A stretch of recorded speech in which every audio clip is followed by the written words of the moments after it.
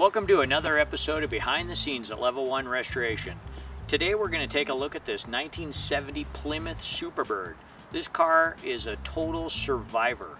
We're going to take a look at the paint and the depth and the thickness of it and stuff, but a little bit of more information about this car. This car is part of the Brothers collection, and they acquired this car, and the thinking on this car is that a lot of people thought that it ought to be restored. It only has 10,000 original miles, that it has not run until we took this car in for years. I don't know for sure what the length of time is, but we went through everything we needed to, the fuel tank and the fuel lines and the carburetors and everything we needed to do to get this car up and running, and now it runs pretty good. It does still have original tires, so this is definitely not a driver. I drove it about a quarter of a mile to this location so we could video it. Shifts, brakes, runs. It's pretty cool. It'll never be a driver. I think it's just too valuable in its condition. But I think that by the time we polished this car, we dry ice blasted this car. This was not an undercoating car, so we really were just kind of cleaning up a little bit of rust scale. Very light, but it really cleaned it up nice. We revealed some really nice paint marks and, you know, a lot of the detail that's underneath of a car like this. The engine compartment is fantastic. The interior is just beautiful. It was very yellowed when it came in, and we just scrubbed it and cleaned it. We did a little bit of repair to the trim around the headrest, that mylar on there. So we fluffed that up a little bit, and in addition to that, really just a good scrubbing from top to bottom on this car. I think it's way too good to restore, and it's just definitely a very special survivor car. Here's an after look at the upholstery, how it looked after we got it all cleaned up and scrubbed up. You get a quick look of the headrest there. A good look at the dash and the instrument panel.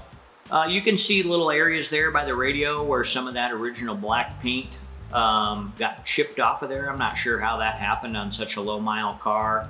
You never know when a car sits around for a long time if kids got in there and messed around or something like that. But the carpet there, beautiful, up to the firewall, everything fits like it's supposed to, like it would on the original car.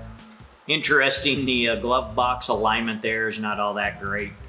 But boy, the horn and the horn pad and the steering wheel, the wood grain, it had a little plastic plug missing there, which we still need.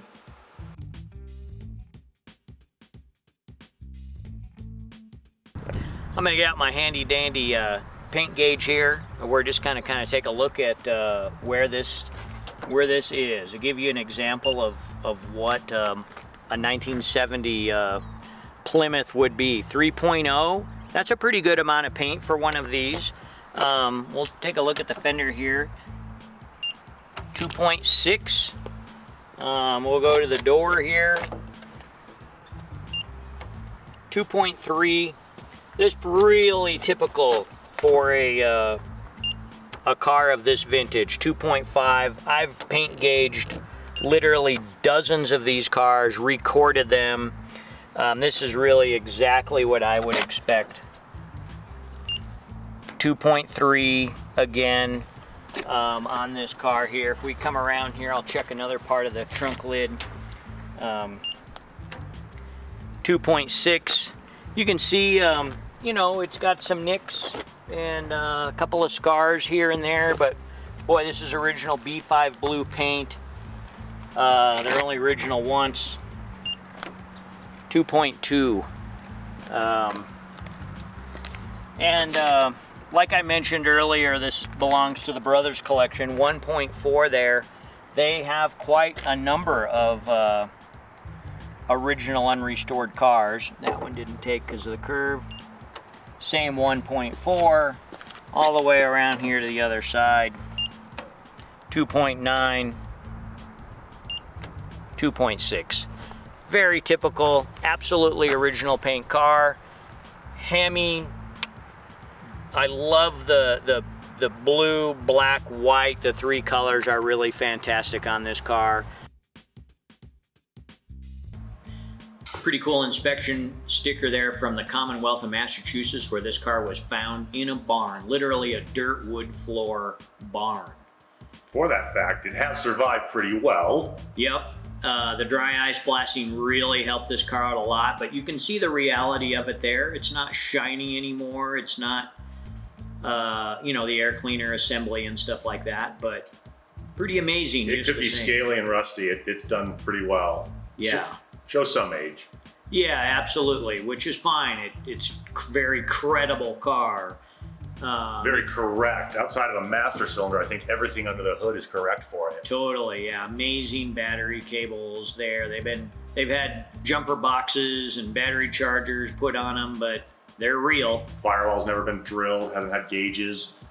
Yeah, incredible. There's that master cylinder you mentioned. That would have been all black. It's too bad people throw things like that away or misplace them or whatever, but you can see a little bit of the black left over on the check valve there.